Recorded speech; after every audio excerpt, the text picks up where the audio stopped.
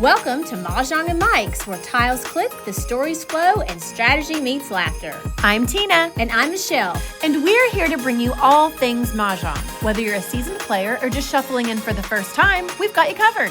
So grab your tiles, pour yourself some tea, or something a little stronger, and let's get started.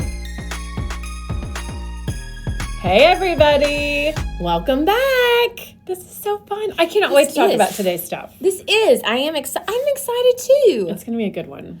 So, do we want to start with our Mahjong moments? Always. Do you want to go first? Yeah, I can, for sure, because you had your event. Yeah. Well, I'm so excited to kind of share this story with our listeners because it is so funny. Oh, this is a good one. It's so weird. It is weird. It's funny. So we were playing with our work crew on Wednesday at lunch, and I don't even know what initiated it. I was probably chattering on about what was in my hand and what wasn't. Oh, you were taking, well... What? You were taking longer than normal. Oh, I was to figure some things out. You're right. You I were was really and so I was like struggling. I think I just. So here's what happened, listeners. She peeks over at my rack, and what's really funny though is you and I we're together all the time, and so I didn't even think about it. But in my head, I was like, wait a minute. Did she just look at my tiles? Did she see my tiles? Wait a minute, what's going on? You said something, and I was like, I did. I didn't see any, but I leaned over, and there is a good explanation once I It was reflected. An involuntary response. Yes. Because? So am I getting into my Mahjong moments, or are we going back? We'll do both. We should go back and forth. Yeah, go. Change. You can't put us in a hole. Do not put us in a box? No. Don't put baby in a corner. Why did I say hole? Okay, so the night before I had my monthly Mahjong get together, and I usually take on newer players. Well, so my friend is not so much newer; she just doesn't play enough, so she's always like a new player. Anyway, so that whole night I would play my hand, and she was to the right of me, and then I would look over and give her advice. Yeah. What are you discarding? What are we going for? No, you're going for this line, not that line. So I think when I saw a pause in the game, and I was like, oh, I need to lean over and tell him what to do. I think I had just done it so much the night before. It was just so funny to me. It was weird. I think she just looked at my tiles. And I was like, what is... And so it came back. There was a good reason. That was funny. It was a good reason. I mean, I couldn't have cared less. No, I know. So funny. It was funny. Yeah. So that first game we played was a wall game, which is unusual for our group. It was. A little unusual. And there were just... That was my second in 2 weeks or something crazy. I know, it's becoming a thing. I don't know what that means. It's because we're all getting good. And we're not dominating, which is a whole episode. I'll have to have therapy about that. We weren't dominating. The dudes kind of dominated yesterday. We had two dudes at our table, and they were both kind of in it to win it. I think I got one win in. Annoying. I didn't win any. I know, that's painful. But I won a lot the night before, so that helps because they're kind of braggy about it right now. No. Okay. I feel still confident. I'm not in the slump again. I'm not getting benched. I'm not there yet. Okay. So tell about your Tuesday night. Yeah, so it was it's how we talked about the last minute cancellations. So it had started. I had planned for 22 and ended up being 19. A really good crowd. It's a great number. Yeah. So we everyone got there. We got our little snickety snacks, and then Lisa. Yep. Called the troops upstairs. Got together and. So my job is kind of to make sure I didn't assign a table. Everyone sat, but I did. There's 2 tables with newer players, and so Stephanie took one because she bought the friend, and then I took the other table, which is like we said, she's not new. I gave her homework this week. I was like, listen, you're going to be doing this every time and feel insecure. And it's so fun. I didn't mind doing it. But I will tell you, the brain power it takes, and you know this. Yes. To play your hand. And someone else's. So the fact that I think I won 3 times. That's good. That's a good night. Yeah, it was. And we brought out the sign. Oh, yes! The Joker sign. So Tristy learned with me. Yes. And so she's in a year and a half. And so she asked me about the Joker rule again. I didn't know it was at Tristy. This is so funny because she has been with you from the beginning. Yes. This is so funny. And she's one of my dearest friends, so I can make fun of her. Okay, well, we'll post the picture because I saw It's you had to such take a the sign off the wall and remind her, never a joker in a pair, ever, I mean, ever, I made ever. such a dramatic thing about it. I was like, because there was a table where the picture is. I was like, get it off the wall. We got it. Yeah, it was funny. I love. Okay, well, we'll add it. No, it was really good. That's a really good crowd. Yeah, it was fun. It was a lot of fun. I'm so funny though. Like it's 6 to 8. Mm-hmm. And like everyone's like, do you want us? Because I only leave 2 tables out all the time. Yeah, and so they're like, I was like, no, I have a system. Like men, yes. My entertaining, I'm so weird about being social. Like, I'm social, but then when it's time to leave, I'm not. Like, no, I think you're both I think we're both like that. It's so funny. Yeah. And all my friends know that. They're like, we're good now. It's Bye. It's 8:05. Michelle's turning into the pumpkin, Oh, yeah. I do like to get into my jammies. Everybody out. I'll clean using my system. Get my jammies done. Yes. Okay. Done. You were done. Okay, so let's get into the Charleston. This is so fun. I just like the name of it.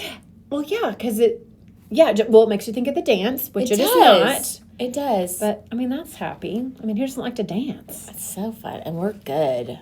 Well, you I mean, I'm a silly dancer. I think we're entertaining. Well, I think you really are a good dancer. But we'll now some we're tap shoes on my feet. Sure. Yes, shuffle ball change. We can shuffle and buffalo it like nobody's business, friends. We'll tell you. Yeah. But other than that, I'm entertaining. I'm amusing. Yeah. I don't think I'm good. No, I think you're good. So should we start with the history of the Charleston? Yes. And this is, listen, listeners. Listen, Linda. No, that video. This is all like Google research. We are women who Google. Yes. And so the Charleston was introduced. Mm-hmm. I'm reading this. I'm not. I'm going to read it so I don't mess it up. Google said. The Charleston was introduced to American Mahjong to add strategic depth and allow players to adjust their hands early in the game. I find this interesting. No other Mahjong has the Charleston. That is interesting. I mean, I guess the fact that it's called the Charleston kind of clued me into that's probably like an American thing. Mm-hmm. But it hadn't occurred to me that until I saw that on your paper, and I was like, oh yeah, that totally makes sense. Well, I just think it's so clever because it is like a dance. I mean, it's there's steps. The tiles are choreographed to go a certain direction at a certain time, and so in that sense, it is like a dance. It is. Agreed. Which I mean. My Googling skills led me to, yes, it's probably named after the dance for the 1920s because that's when Mahjong kind of really became this big trend in America right before the league was formed. And we'll talk about history at some point, probably in a future episode. But yeah, I think that's where it starts. So if you were going to describe it to like a newbie or something, what would you say? Or to just somebody who doesn't even play Mahjong? Yeah, I mean, I just tell people that it's a way to pass your tiles. Like you are discarding ones that you don't think are going to help your hand, and then you are collecting from the another player ones that you might be able to use. Yeah, to improve your hand. And I sometimes too, like if it's a person that I know is pretty familiar with cards, isn't it hearts? And hearts you trade at the beginning, isn't it hearts? It's not spades, right? Crud. Pass. Is it spades?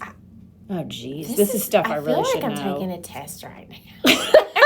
And I'm failing miserably. Well, here's the thing. We've been so into Mahjong. Yeah. We haven't played with our coworkers spades or hearts in a while, so now I don't remember. Well, and I will say, if I don't play a game all the time, like my family has this game that JoJo introduced to us that is... my mother-in-law, she Tick, and so like it's so easy, but like unless I'm playing it continuously, I always have to have someone say, refresh me. Okay, so it's one of those games, spades, hearts. Yes. One of them I know I'm sure the listeners are probably yelling at us right now because they know the answer. Okay, anyway, there's that. I love that. Yes. So your feelings about the Charleston? What are your thoughts? Well, I mean, I like the Charleston. I mean, it's just part of it. I mean, I feel like sometimes we're still end up passing. Like, I feel like once we're through the first layer of the Charleston, that we start passing a lot of the same trash things. Mm-hmm. Yeah. So it does become a little No, I do cumbersome. It's time consuming. I think that's why we don't play that at lunch a lot. Yeah, with Messi players, we do towers a lot at lunch. Yeah, that's true, just for speed's sake. But I think yes, if you're playing with players that can't dial in very quickly, it can bog down a table. Agreed. Like it's insane to me how the Charleston, especially initially, can take as long or longer than the game itself. Yes. I mean, with newer players, for sure. Well, and I think, too, we've talked about this. The Charleston, they're like, when you're teaching someone new, they're always like, have we even started? They don't understand this is just the deal. Like, you have not started playing. Yeah, they don't know that. Yeah, it is. You're kind of like, I've been here a long time. Which is why, and you and I have talked about this, and those of you listeners out there that have taught other people, you've probably leaned in on this same strategy. When Michelle and I initially teach people, we don't even tell them there is more than one layer to the Charleston. We do right, across, left, let's play. They don't even know for the first several games that actually you can keep going. Yeah. And maybe we should say that we haven't said that out loud either. That it's right across left, left across right, and then the courtesy pass. Yes. Which, okay, this takes me down every time. Have you ever noticed, online or in the rules or guides or whatever you're looking at, people use the word over instead of across? Well, right now, the mat we're sitting on says over. Is that British English? Because when I say over, it's hard for me to immediately wrap around. There's got to be a reason that it says that. Is it because it kind of spells roller, R-O-L-L-O-R? Because we do say across. We speak verbally, across. Yeah. I wonder if that's a regional thing for the States, or is that maybe it's British English? We have homework. We're going to find out the reason. We got homework. We got to figure this out. Anyway, that always kind of drives me a little bananas. I don't know why. When people say over, it doesn't mean over in my mind, like across. Yeah. Also, I thought this was funny. When I Googled this thing, AI came up with, I thought this was a funny little phrase. It said, it's like speed dating, but with regret. That is funny. Which is kind of funny for the Charleston. I thought that was cute.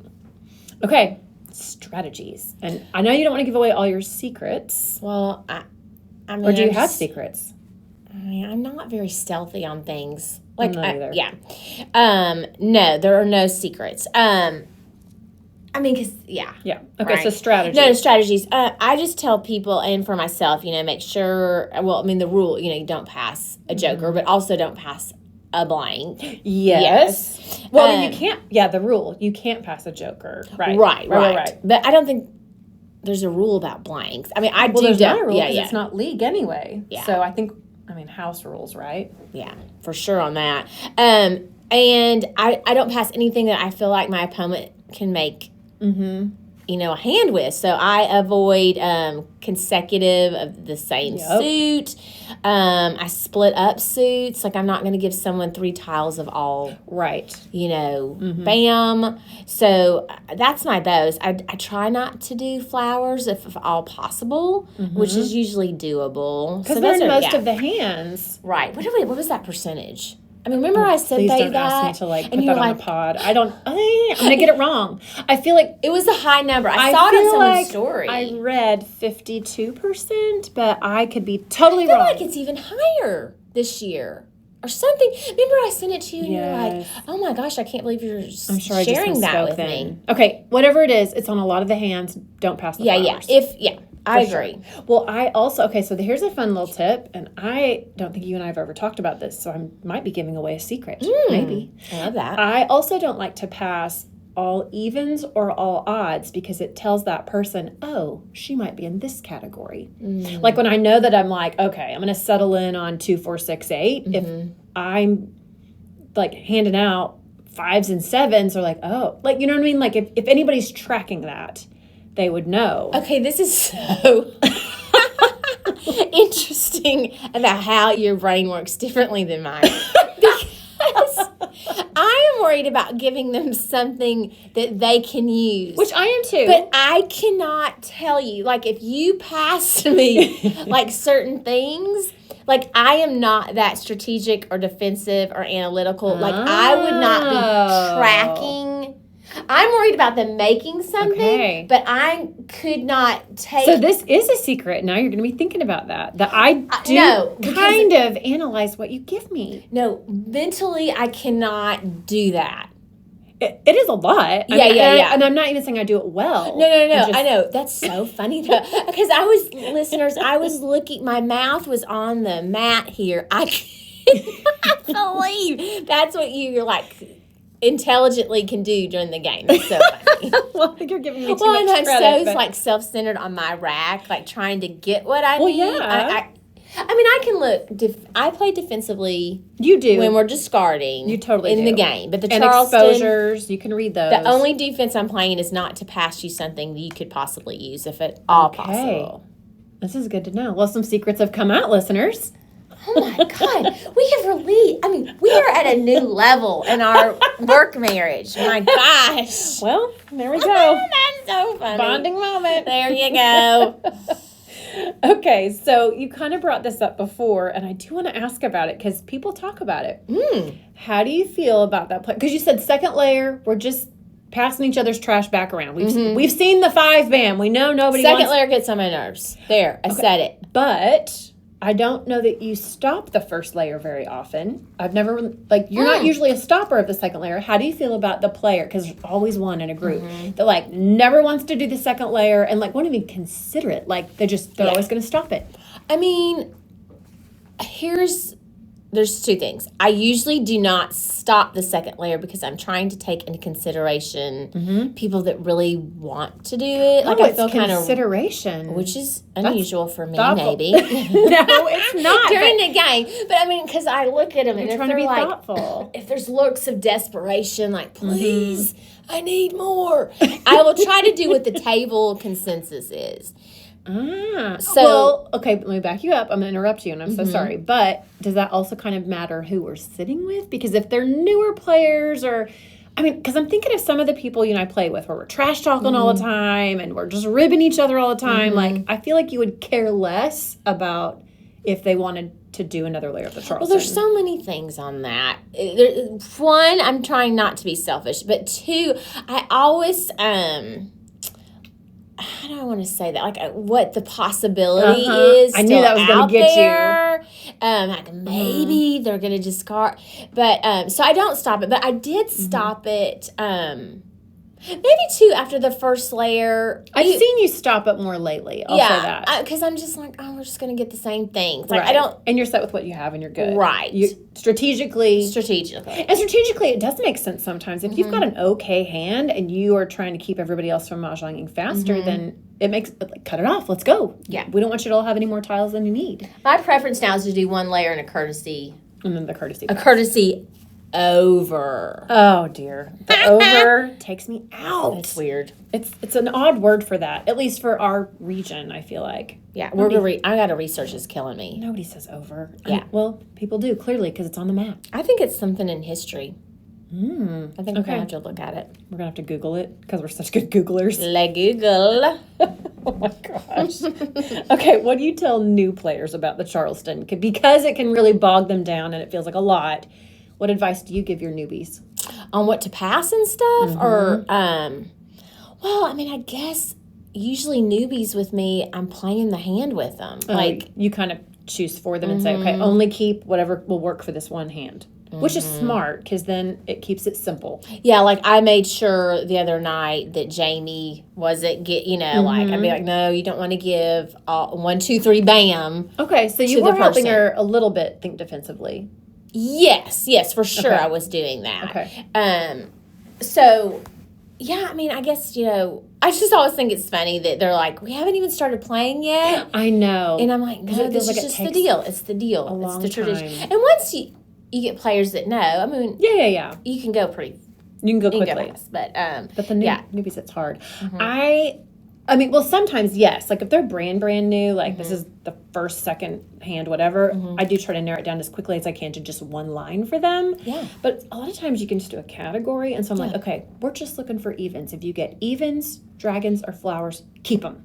Everything else is trash. And I don't even give them any defensive strategy at all. I just let them pass willy-nilly whatever so that they know exactly which ones they're looking for, and it just keeps everything from being bogged down, because I feel like if I added any defensive piece to it, then that's even more of their mental energy that they're still trying to learn the game. They need to just figure out the game first. So I just give them a few, if we're going for any like numbers or whatever, like, hey, when you see the 4s, when you see the flowers, you keep them. Everything else, total trash, I think that's a good point, though.